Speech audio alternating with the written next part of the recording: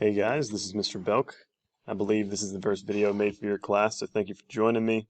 You can always speed me up or slow me down if I'm going too slow or if I'm going too fast for you. Today and tomorrow, we're going to be talking about solving log equations. Okay, today is going to be the first day. It's a little bit easier solving these equations, and then tomorrow will be a little bit harder. So let's go ahead and start. First thing that you want to do while you are doing this, I guess I'll write out some steps for you over here. First thing you want to do is you want to isolate the log.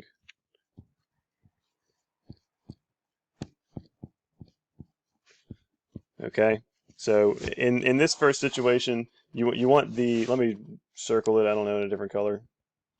You want this log 5 and x to be by itself. So what I'm going to do is move the 10. To get rid of the 10 over here, I'm going to divide both sides by 10. So those two things cancel out, and it will give you 1 on the right hand side. So I'll have log base 5 of x equals 1. And then the next thing that you want to do while you're solving these kinds of log equations is you are going to rewrite in exponential form. And this is similar to what you did last week.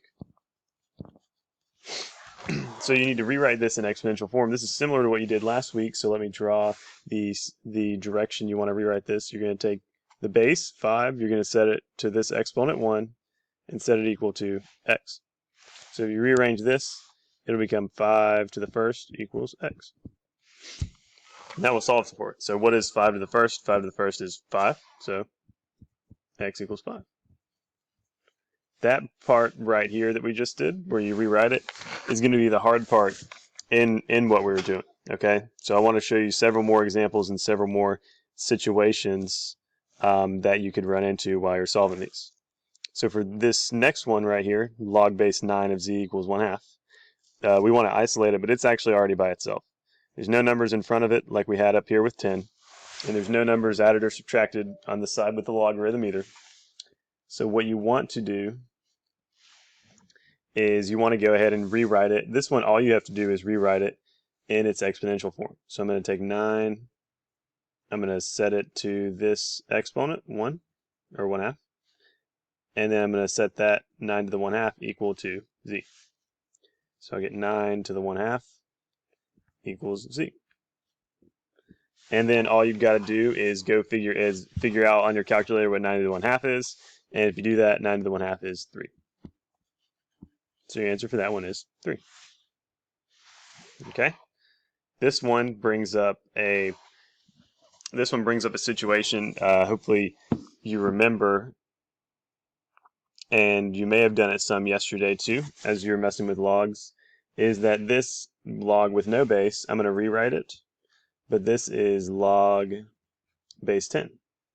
If you have no base written, the understood base is 10, and you need that base to rewrite it in exponential form. So again, you rewrite it, you take 10, raise it to this power, set it equal to what's inside the logarithm. So I'll do 10 to the first power equals t. And 10 to the first is 10, so our answer is t equals 10. Okay, let's keep going. Okay, so see, this one is not by itself. There's a 7 out in front of it that we're going to have to get rid of first. There's a 7 out in front that we're going to have to get rid of first. To do that, we're going to divide both sides by 7. So 7 divided by 7, those cancel out. And on the right side, it technically cancels out also, but that means that it will give you 1. And log 7 of w, log base 7 of w, is on the left-hand side. Let me write that over here.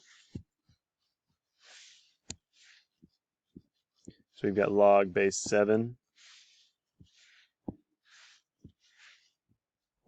of w equals 1. And rewrite them just like we've been rewriting these things. 7 to that power, set it equal to w. 7 to the first power, set it equal to w. So 7 to the first is 7. So w equals just 7.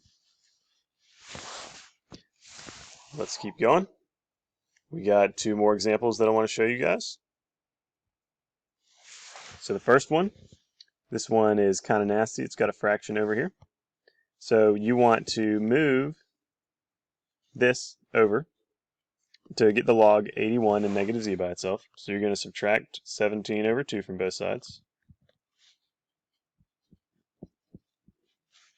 And then doing that, you'll get log 81 of negative z. And that equals, let's figure out what 9 minus 17 over 2 is. You can do that on your calculator. Let me grab my calculator real quick. And I'm going to turn it back into a fraction.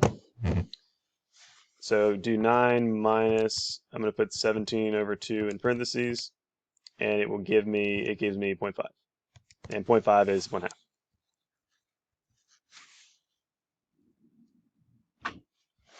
Okay, and then now we're going to rewrite this in its exponential form. So we're going to do 8 to the 1/2 and set it equal to negative z. Sorry, that needs to be 81. I rewrote that wrong. So it's supposed to be 81. But now when you rewrite it, it's going to be 81 to the 1/2 equals negative z. So 81 to the 1/2 equals negative z.